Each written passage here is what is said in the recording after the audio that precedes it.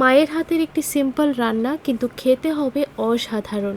সকালে হোক বা দুপুরের গরম ভাতের সঙ্গে ছোলার ডাল দিয়ে ঝিঙ্গের এই রেসিপিটা থাকলে আর দেখবেন কিছুই লাগবে না।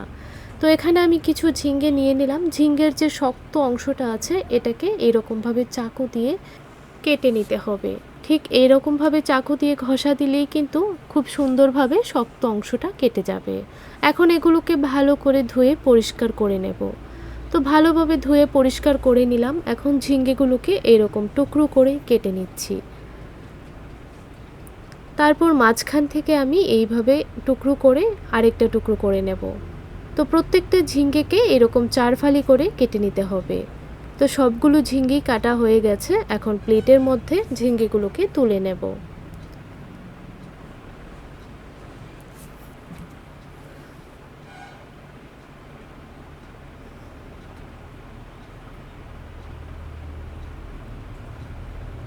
তো বন্ধুরা, সবগুলো ঝিঙ্গে কেটে নিলাম। এখন একটা প্লেটের মধ্যে ঝিঙ্গেগুলো তুলে নিলাম।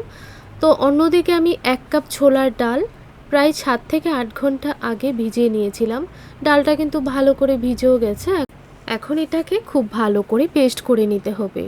দিয়ে দিচ্ছি স্বাদ অনুযায়ী নুন, সামান্য একটু দিয়ে দেব কালো জিরে, আর দিয়ে দেব হাফ টিস্পুনের মতো হলুদের গুঁড়ো। চাইলে এখানে কিছু কাঁচা লঙ্কা কুচি করে দিতে পারেন, বা চাইলে সামান্য একটু লাল লঙ্কার গুঁড়ো দিতে পারেন। এখন ভালো করে ডালের মিশ্রণটাকে মেখে নিতে হবে। ভালোভাবে মেখে নিলাম। এখন একটা বাটির মধ্যে নিয়ে নেব 2 চামচ সাদা সর্ষে।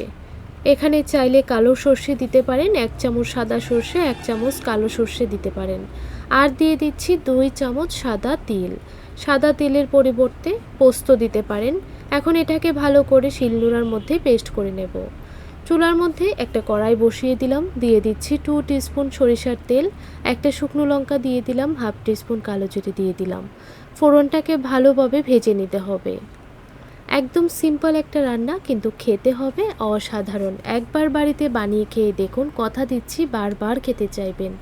তো ভালো করে ফোড়নটা ভাজা হওয়ার পর দিয়ে দিলাম কেটে রাখা ঝিঙ্গের টুকরোগুলো। এখন ভালো করে একটু নাড়াচাড়া করে মিশিয়ে নেব। আর প্রথম অবস্থায় নুনটা দেব না, তাহলে ঝিঙ্গে থেকে কিন্তু একদম জল ছেড়ে দেবে। তো ভালোভাবে মিশিয়ে নেওয়ার পর ঢাকা দিয়ে দেব 3 মিনিটের জন্য। তো 3 মিনিট হয়ে গেছে, ঢাকনাটা তুলে নিলাম। এখন দিয়ে দিচ্ছি নুনটা। স্বাদ বুঝে নুনটা দিয়ে দেবেন। হাফ টিস্পুন হলুদের গুঁড়ো দিয়ে দিলাম। ভালোভাবে এখন মিশিয়ে নেব।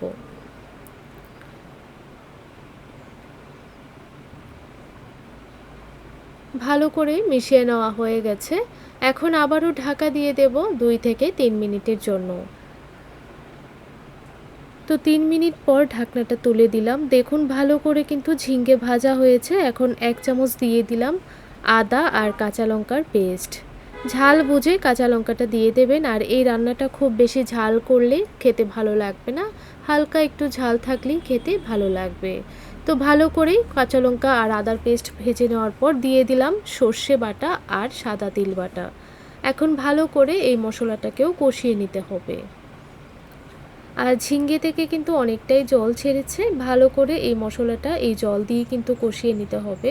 2 মিনিটের জন্য ঢাকা দিলাম। তো 2 মিনিট পর ঢাকনাটা তুলে দিচ্ছি। দেখুন বন্ধুরা, ঝিঙ্গের উপরে কিন্তু খুব সুন্দরভাবে তেল ছেড়েছে। এখন পরিমাণ বুঝে ঝোলটা দিয়ে দিলাম। আবারও ঢাকা দিয়ে দিলাম 5 মিনিটের জন্য। তো ঝোলটার মধ্যে ভালো করে বলক চলে এসেছে। এখন গ্যাসের ফ্লেমটা একদম লোতে রেখে ডালের বড়াগুলো দিয়ে দিচ্ছি। এই রান্নাটা করার জন্য ডালের বড়াগুলোকে কিন্তু ভেজে দিতে হবে না, এইভাবে দিয়ে দিলেই হবে। তো গ্যাসের ফ্লেমটা একদম লোতে রেখে দেবেন, না হলে কিন্তু ডালের বড়াগুলো ভেঙে যেতে পারে। এখন ঢাকা দিয়ে দেব এইরকমভাবেই, একদম নাড়াচাড়া করব না। প্রায় 3 মিনিট পরে ঢাকনাটা তুলব। তো 3 মিনিট পর ঢাকনাটা তুললাম। ডালের বড়া ভালো করে কিন্তু সেদ্ধ হয়ে গেছে। আর এখন নাড়াচাড়া করলে একদমই ভেঙে যাবে না। তো বন্ধুরা, রান্নাটা আপনাদের কেমন লাগলো কমেন্ট করে জানাতে ভুলবেন না। রেসিপিটা দেখে যদি ভালো লেগে থাকে তাহলে চ্যানেলটিকে সাবস্ক্রাইব করে রাখতে পারেন। এই ধরনের আরও নতুন নতুন রেসিপি আমার চ্যানেলে দেওয়া আছে, চাইলে চ্যানেলটি ভিজিট করতে পারেন। তো দেখুন একটা বাউলের মধ্যে সার্ভ করে নিলাম। তাহলে আজ এই পর্যন্তই। দেখা হবে পরের রেসিপিতে। ততক্ষণ আপনারা ভালো থাকবেন, সুস্থ থাকবেন। ধন্যবাদ।